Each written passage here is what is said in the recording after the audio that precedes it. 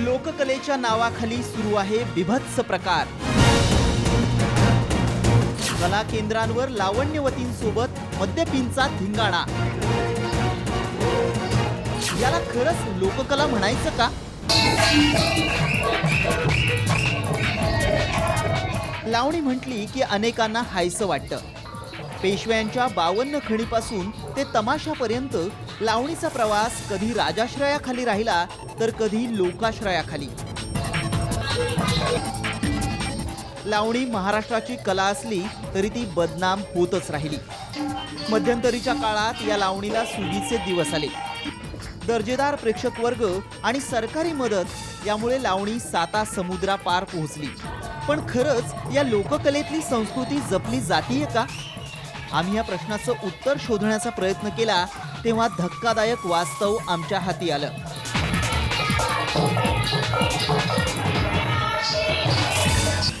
पुण्यापासून पुढे जाताना सणसवाडी, वेळू सातारा, चौफुला, गणेशपेठ पुणे, साबळेवाडी, आळेफाटा अशी वाटेत कला केंद्र लागतात. वरकरवी एखाद्या शाळेसारखी वाटणारी ही कला केंद्र आतून पाहिली की डान्स बार आणि कला केंद्र यातला फरक तो काय हा प्रश्न पडल्या वाचून राहत नाही.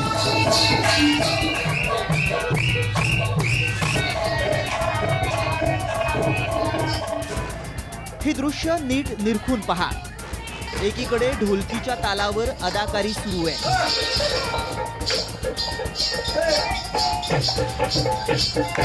तर दुसरीकडे असे दारूचे ग्लास रिसवले जात आहेत.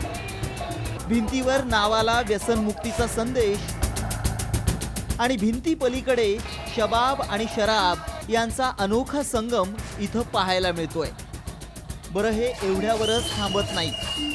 इथला माहोल पहा. एखाद्या डान्स बार प्रमाणेच कशी पैशांची सर्रास उधळपट्टी सुरू आहे.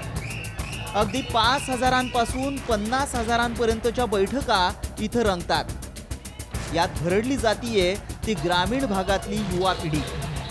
ज्यांच्या हाती देशाचं भवितव्य आहे तीच तरुण मंडळी बैठकीवर असे पैसे उडवण्यात धन्यता मानतीये. तर ज्यांचं बालपणही अजून सरलं नाही अशा मुली फडावर आपलं आयुष्य पणाला लावतायत.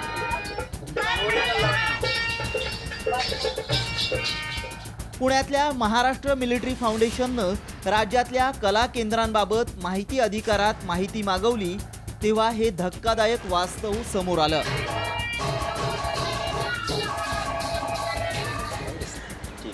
नक्की आता थोडक्यात सांगी नक्की तुम्हाला काय म्हणायचं यामध्ये? त्याच्यामध्ये आम्हाला म्हणायचं असं आहे की नक्कीच लोककला आहे, नक्कीच चांगली, परंतु तो लोककलेच्या मार्गातनं ह्या जर आज तरुण पिढीला ह्याच्यावरती जर कंट्रोल्स राहिले नाही आणि अशा प्रकारे जर तरुण पिढी त्या ठिकाणी जायला लागली आणि असे बरेचसे संसार त्या ठिकाणी उद्ध्वस्त होत आहेत, म्हणजे महिला कलाकारांची सुद्धा त्यात म्हणजे पिळवणूक होताना दिसते.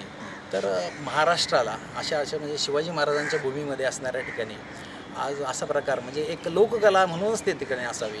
त्या ठिकाणी असा प्रकार म्हणजे जो गैर अनधिकृतपणे चालतो तो नसावा. ज्या महिला कलाकार आहेत, आपण जे म्हणतो महाराष्ट्राची लोकधारा, काय ही लोकधारा आम्हाला मान्य आहे की हे चालू द्या, चांगली गोष्ट आहे, अजून प्रोत्साहन आम्ही त्यांना देऊ. पण हे जे चुकीचं काम चाललेलं आहे हे चुकीचं काम कुठेतरी थांबलं पाहिजे.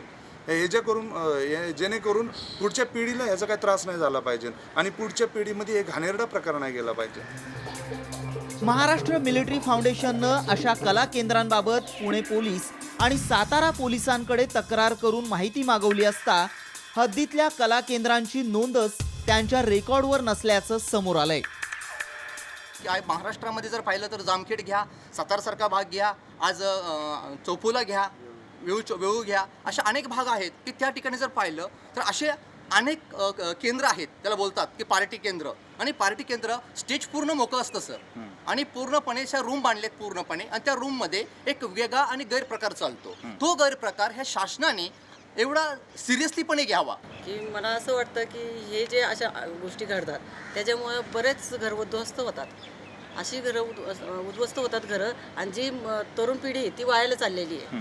तर माझं एकच म्हणणं आहे की या महाराष्ट्रातल्या ज्या काही महिला आहेत त्या महिलांनी ह्याच्या विरुद्ध जिथे जिथे हे असे काही चाललेले असते त्याच्यावर आवाज उठवावा आणि हे जे काय आहे ते बंद करा. मी या कलेचा मान राखते, पण ह्या कलेचा तुम्ही गैरवापर करू नका. बरं, एवढंच माझं. थँक्यू. विशेष म्हणजे 2015 नंतर एकाही कला केंद्राचा परवाना नूतनीकरण करण्यात आलेला नाही. तसंच रंगभूमी परिनिरीक्षण केंद्राकडून या कला केंद्राचं ऑडिटही करण्यात आलेलं नाही. महत्वाची बाब म्हणजे लोककला असल्यामुळे त्यावर कोणताही करमणूक कर आकारला जात नाही. असं असतानाही इथं बिनदिक्कतपणे कलेच्या नावाखाली कलेचाच बाजार सुरू आहे. खरं तर लोककला टिकून राहावी, ग्रामीण भागातल्या कलाकारांना रोजगार मिळावा हाच या कला केंद्रांमागचा उद्देश. पण दुर्दैवानं त्यालाच हरताळ फासला गेलाय. हे असंच सुरू राहिलं तर दर्दी रसिकांच्या मनात घर करू पाहणारी लोककला लोप पावल्याशिवाय राहणार नाही. महेश बागलसह मयुरेश कडव, साम टीव्ही, पुणे, मुंबई.